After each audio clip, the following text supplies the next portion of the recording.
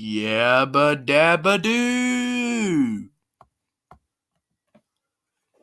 If you ever grew up into your 20s or so and watched a lot of anime, well, congrats, you're an amazing Japanese fan. But not me. I'm only 15 years old. I love watching shows like Little Einsteins, The Amazing World of Gumball, Garfield and Friends, Thomas the Tank Engine, and more. But most likely people call those baby shows, except for Garfield and Gumball. They're kid shows, not baby. Well, I do manage to watch this show called Fairytail. Now I know what you're thinking. Why the fuck did they pronounce Fairytale wrong? So first of all, that was the creator of the show's idea. Second of all, I suppose you shouldn't worry about the title.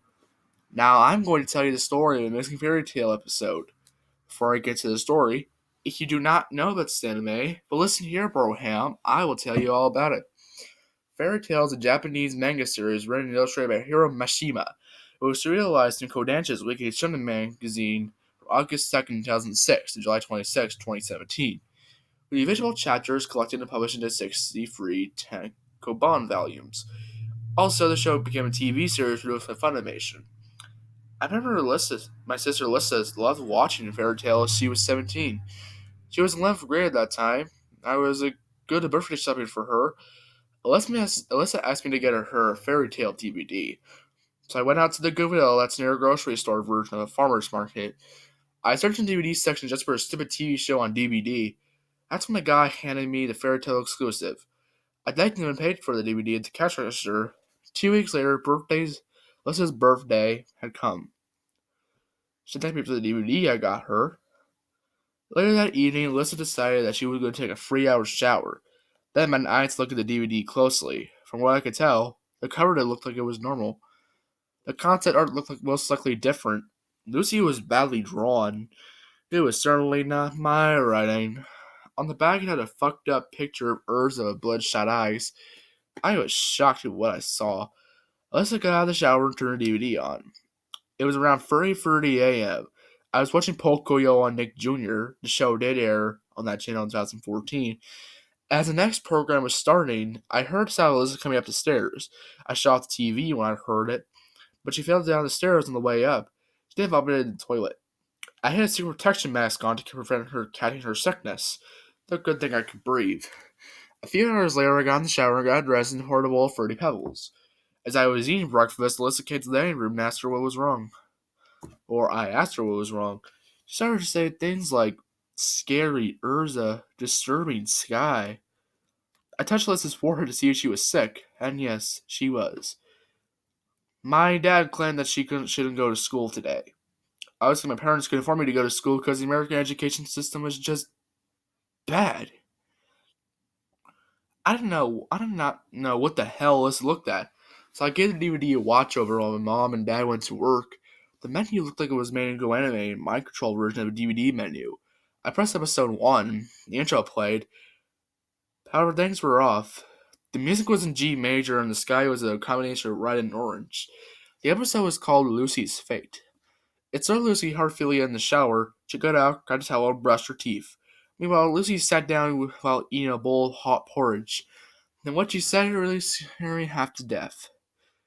Today, I'm going to show up at school. I have the writers of the show come up with that quote.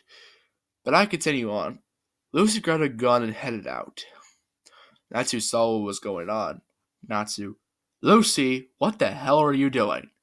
Lucy, just going to do some honey for dinner? Natsu, good. You better not show up at class. The next scene shows Lucy arriving at school. She bursts the entrance open. It goes to the classroom. Teacher, children, I think there's a school shooter. Kids, yes sir. The teacher started locking the door and hiding the kids. Lucy notices the door is locked. She tried to kick the door open 7 times before it finally opened. She shot the teacher and the kids to death.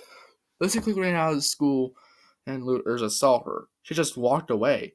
Then I cut back to Natsu. A knock is heard. He opens the door and it's gray. He claims that Lucy just shut up at school. Natsu's eyes started becoming on fire. He screamed so loud that it looked like my TV speakers were at 100. Natsu said, "Oh my god! I can't believe Lucy lied! We need to report the court immediately!" Meanwhile, Lucy was walking down the streets when an officer that sounded like Ringo Starr shouted, "Oi, you!" The officer put out a baton and smacked Lucy about 7 times, and she was sent to court. The judge said, "The court is now in session." Lucy was seen wearing jail clothes. Now, I know that's what most prisoners look like when they are taken to court. The judge claimed that she was found guilty for shooting up a school and sentenced to 5 days in prison and execution. Meanwhile, in prison, I could see Lucy was now naked. A tally card appeared saying 5 days later. Now, what was the narrator from SpongeBob SquarePants thinking? The next scene to the top of the bell tower, Lucy was forced to jump off of it, so she did. After she landed on the floor, things were getting gross here. Lucy's arm was split off and so was her leg. Her blood from the brain was leaking and her spine was snapped in half, as I could tell. I used my grandfather Jim's wrist to vomit. As I did that, I heard the sound of a loud stag bursting out. It appeared to happen for 40 seconds. I walked back to see something that scared the shit out of me.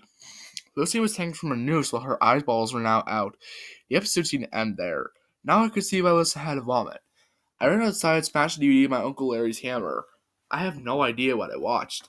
I managed to write a letter to Funimation. They replied 2 days later. That's what the letter said. To Raphael Barnes, from Funimation. We're sorry.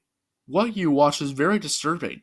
We have never had made anything scary. Back in 2012, a man brought us an episode of Fairytail that was horrifying. We'd like to thank you for writing this to us. Sincerely, Raphael Barnes. I don't think I would watch another episode of that show again after what I've seen. Later on, I've been visiting a local convenience store across the street. I saw they had a TV. A news reporter was on claiming that how I wrote the letter to Funimation. I was glad to be on the news. As I was on my way home, I saw what appeared to be the woman who played Lucy Harfilia. Her name was Jeremy Lay. She said she was sorry for what happened. Funimation claimed that the English actor of Lucy was retiring, as Jeremy told me. Back at home, my sister Alyssa was crying on the couch. I dared not to speak of her. I just went to my room and started 2015 reboot Teletubbies on Nick Jr. Now, it appears to be the episode is out there somewhere. If you find it, don't watch it, and don't contact me if you can view the episode. Just stay away from it.